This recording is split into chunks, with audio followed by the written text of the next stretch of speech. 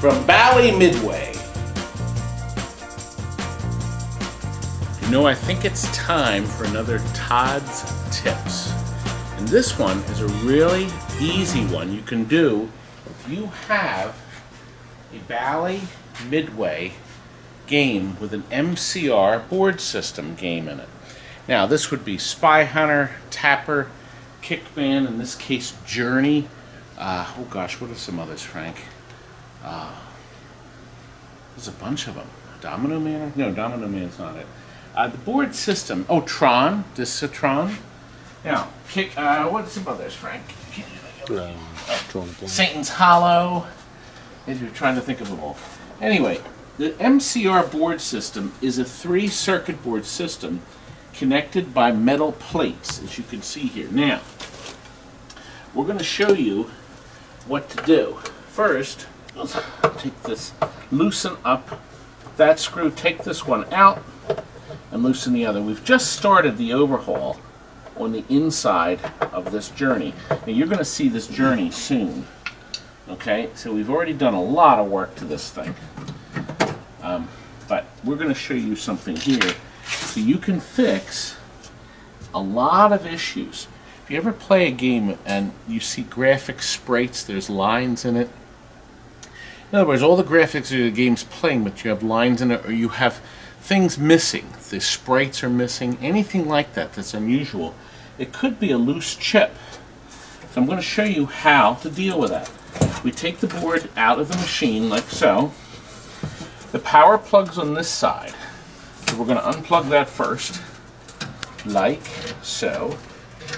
Okay, that has a key in it, so you can't plug it in wrong.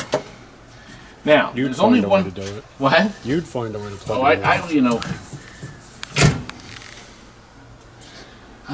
Now you have to take the ground strap off right here. Let's get that off. We have this magnetized screwdriver of yours, Frank.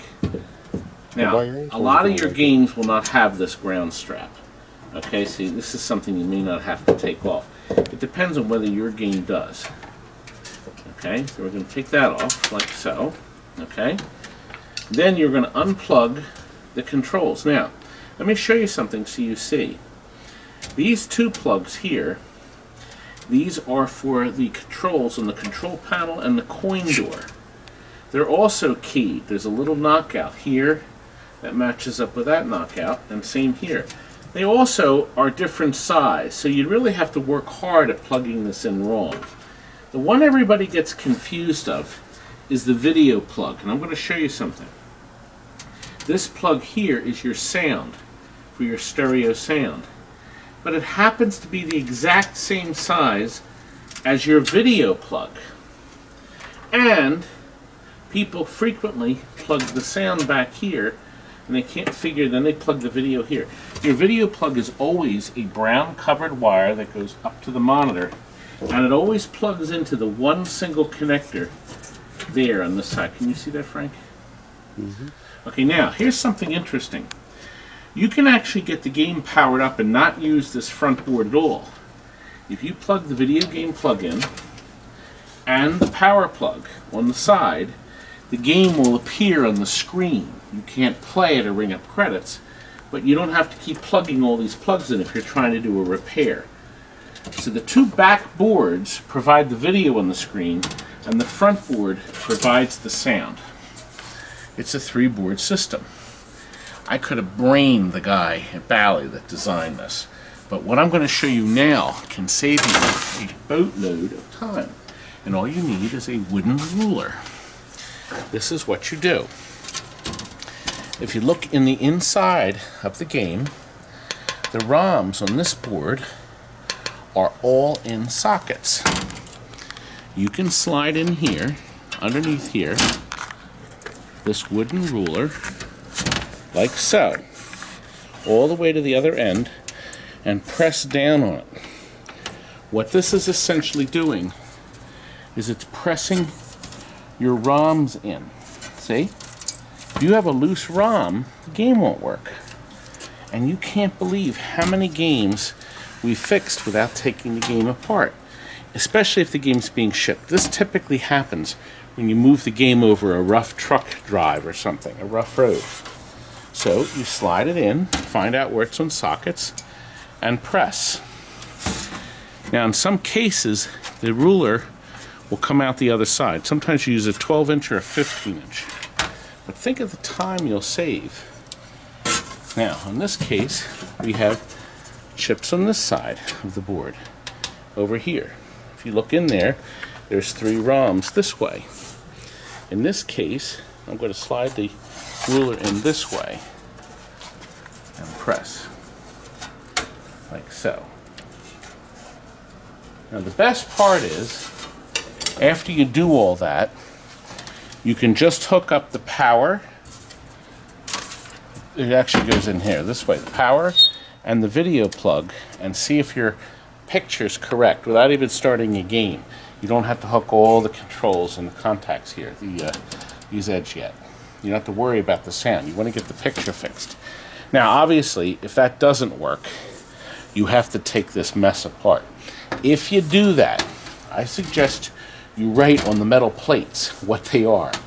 You can, for instance, on this plate, you can write middle plate facing out. Middle plate sound, because that's the soundboard. Bottom plate facing out. Before you take these screws out, you will be sitting there pulling your hair out of your head if you don't mark the plates, if you have to take your boards apart. Now, contrary to what you may think and say, oh, look at this ribbon cable, it's ugly, it's awful, it's probably good. The ribbon cables rarely go bad. They rarely go bad. But what you have to do is actually reflow solder where the ribbon cables connect. All these little pins will have to get redone. We haven't taken this board set apart yet. You can obviously see that. So this journey board is due to be taken apart. And look, looks like Bally checked it on 4/10 of 84. I believe that this probably came from a Bally arcade. We have a nice video coming up. There's the cassette player in this thing. And look, the play button is still pressed down. So even cut a button out. We have a really neat mod we're going to show you to this game once we do the video next week on this journey. But anyway, once you're done, you put your board set back in. Some people like to connect the plugs before they put it all the way in there. Once again, your power. Your sound is out here. Remember, sound is out there, and your data, like so. See, Frank, is that going to make a liar out of me? It is. They could have got bigger pins on it, couldn't they? It's enough to drive you nuts. Who's it going to drive more nuts, Frank, me or you? You have to line them up. Listen, you won't bend the pins if you take them straight out, okay? You'd hook that ground up. We're not going to do that because we have to still take this apart. And your video plug. Once again, your video plug has that little knockout in it, and make sure you have it in. The good news is if you screw the plugs up, you won't hurt the game. You won't hurt the game board. You just won't have sound or picture. And that goes back in, and then your block of wood goes here. Now, the block of wood is designed to fit in these knockouts built into the board. Very clever of Bally to do that. See how that goes down? You tighten the screws, then you can put the lock screw in too.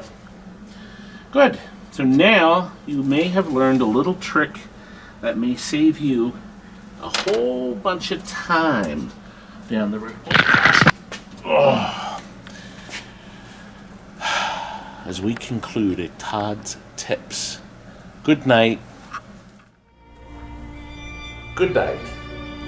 Now go away, you bother me.